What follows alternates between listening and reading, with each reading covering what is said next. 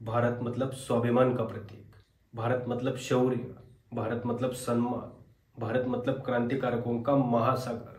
और आज भारत मतलब fourth largest economic country in the world. अभी हमारी इकोनॉमी की असलियत देखते हैं। देश में 149 करोड़ लोगों में से top 1% hold 40.1% of the national wealth. Human development index, India stand at the 130 out of the 193 countries.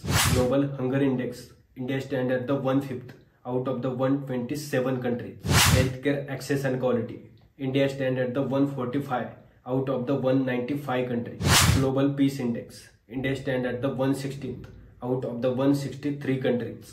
Global Health Security Index, India stand at the 66th out of the 195 countries.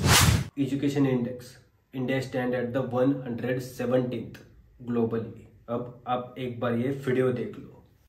Mr. Mukesh Ambani's net worth increased by 350% between 2016 to 2020, while Gautam Adani, the other one, a great favorite of Mr. Narendra Modi, his net worth increased by 750% during the same period. Adani in the international ranking, when Modi came to power, Mr. Adani was 609 number in the world. In 2022, he became number 2. Can you believe it? आज India में सिर्फ 1% लोग देश चला रहे हैं। पहला बेच रहा है, दूसरा खरीद रहा है, दूसरा बेच रहा है, पहला खरीद रहा है। फोर्थ लार्जेस्ट इकोनॉमी होने के बावजूद भी आज 150 करोड़ लोगों में से 100 करोड़ लोग भूखमरी और बेरोजगारी की जिंदगी काट रहे हैं। अनएम्प्लॉयमेंट की संख्या 7.2% से बढ़ी है। युवाओं के पास जॉब नहीं है, जो है वो सिक्योर नहीं है। एक 15,000 सैलरी होने वाली जॉब के लिए 3 लाख से ज्यादा एप्लीकेशन आते हैं। मतलब एक स्टूडेंट जितना खर्चा जॉब मिलने तक पढ़ाई के लिए करता है, उतना तो वो जॉब मिलने के बाद पूरे लाइफ में कमा नहीं पाता। इस देश में कभी शान से कहा जाता था जय जवान जय किसान। आज उस देश में जवान न्याय के लिए भीख मांग रहा है और किसानों का नेताओं द्वारा मजाक बनाया जा रहा है। भारत का प्रधानमंत्री आज विश्व के शीर्ष नेताओं में गिना जाता है। जब ऐसा हो रहा है तो मेरा किसान परेशान क्यों है, क्यों पीड़ित है?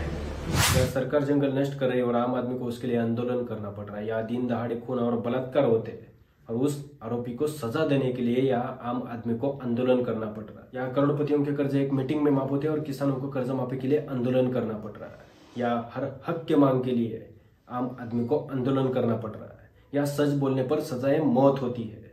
या लोकतंत्र बोलकर पैसों से वोट खरीदे जाते हैं। या कोई नेता की रैली निकलती है तो गरीबों के घर ढक लिए जाते हैं ताकि ये अविकसित भारत दिखे ना।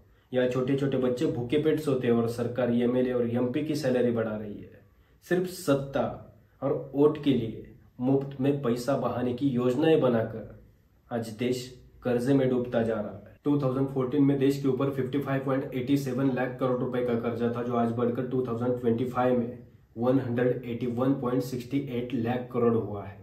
लोकशाही में आम आदमी का अधिकार, हक और जिम्मेदारी देश को चलाने की है, लेकिन आज आम आदमी की वैल्यू 0 है। नरेंद्र मोदीजींनी 6,000 रुपये तुझ्या बापाला पेरणीला दिले, तुझ्या माईच्या, तुझ्या बहिणीच्या, तुझ्या बायकोच्या नावावर लाडक्या बहिणीचे पैसे आले, तुझ्या अंगावरचे कपडे आमच्या सरकारचे, तुझ्या पायातलं बूट चप्पल आमच्यामुळे आहे, तुझ्या हातातलं ते डबडं मोबाईलचं आमच्यामुळे आहे। अरे ये 2 कौड़ी का नेता जिन लोगों ने इसे वोट दिया उसी लोगों के सामने ये बोल रहा है। तुम्हारे बाप को नरेंद्र मोदी ने 6,000 रुपए हल चलाने के लिए दिए। तुम्हारी माँ, बहन, बेटी को लाडली बहन योजना के पैसे दिए। तुम्हारे बदन पे जो कपड़ा है वो हमने तुमको दिया। तुम्हारे पैर में जो जूता और चप्पल है वो हमारी सरकार ने तुमको दी। और सामने बैठे लोग चुपचाप सुन रहे हैं। गलती उन लोगों की नहीं है। लोगों का अधिकार सिर्फ नाम मात्र है। कोई चाहकर भी इनके खिलाफ आवाज नहीं उठा सकता, बोल नहीं सकता। लोगों का इस्तेमाल सिर्फ वोटों के लिए किया जाता है। जो सरकार आम आदमी के पैसों से चलती है, नेताओं के मोबाइल रिचार्ज से लेकर रिटायर होने के बाद पेंशन तक का पैसा आम आदमी के जेब से जाता है। जो नेता आम आदमी की ओर से उस कुर्सी पे बैठता है, बाद में उसी कुर्सी की गर्मी वो आम आदमी को दिखाता है।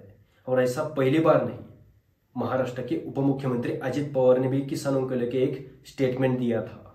कोण देशमुख का कोणतरी बसलाय ना, पाणी सुटलं, पाणीच नाही तर काय सोडता, काय मुद्दा का तिथं? या आम आदमी चाहकर भी कुछ नहीं कर सकता, या जात, धर्म और भाषा के आधार पर एक दूसरे को भड़काया जाता है ताकि कोई बेरोजगारी पर ना सवाल खड़ा कर दे, कोई महंगाई पर ना बोले। पहलगाम में जो अटैक हुआ उसमें हमारे 40 से अधिक जवान शहीद हुए और इस देश का प्रधानमंत्री उन शहीद जवानों के नाम पर वोट मांग रहा है। जब पुलवामा हुआ तो मैंने छूटते ही ये कहा प्रधानमंत्री को कि ये हमारी गलती से हुआ है। उन्होंने मुझे कहा कि नहीं आप इस पे चुप रहिए। मैं समझा कोई जांच कराएंगे। कुछ देर बाद मुझे डोभाल का फ़ोन आया, उसने भी कहा सतपाल भाई चुप रहे। वो मेरे साथ क्लास फेलो थे लॉ में, तो उन्होंने कहा इस पे चुप रहिए। मैं समझा कोई आज तक उसकी कोई जांच नहीं हुई और अगले दिन से ही ये शुरू हो गए उसका बेनिफिट लेने के लिए कि वोट देने जाओ तो पुलवामा की शहादत को याद रखिए। पुलवामा में जो वीर शहीद हुए, उन वीर शहीदों के नाम आपका वोट समर्पित हो सकता है क्या? प्रज्वल रेवन्ना ये वो नराधम है जिसने आज तक 400 से अधिक महिलाओं का रेप करके उनका वीडियो बनवाया और इस देश के प्रधानमंत्री उसको जिताने के लिए उसका प्रचार कर रहे हैं। रेपिस्ट आसाराम को जेल से बेल मिली तो लोग रोड पे उसकी आरती कर रहे हैं, पटाखे फोड़ रहे हैं, खुशी से झूम रहे हैं। यहाँ बलात्कारियों की पूजा होती है। और जो साइंटिस्ट है जिन्होंने स्कूल बनवाए, जवानों के लिए सोलर पावर टेंट बनवाए, जिन्होंने स्थानिक स्वशासन और शिक्षा शास्त्र को सुधारा, उसको आज देशद्रोही बनाया जा रहा है। जो बिग बॉस जीत के आते हैं वो सेलिब्रिटी होते हैं और जो इस देश के लिए ओलंपिक मेडल लाते हैं उनको आज इस देश की सड़कों पर सब्जियां बेचनी पड़ती। यही तो है हमारी 4th लार्जेस्ट इकोनॉमी। जो गरीब है वो गरीब होते जा रहे हैं और जो अमीर है वो अमीर होते जा रहे हैं। जो लोग अमीर हैं वो और अमीर होते जा रहे हैं, जो गरीब हैं वो और गरीब होते जा रहे हैं। तो क्या सबको सब गरीब होने चाहिए?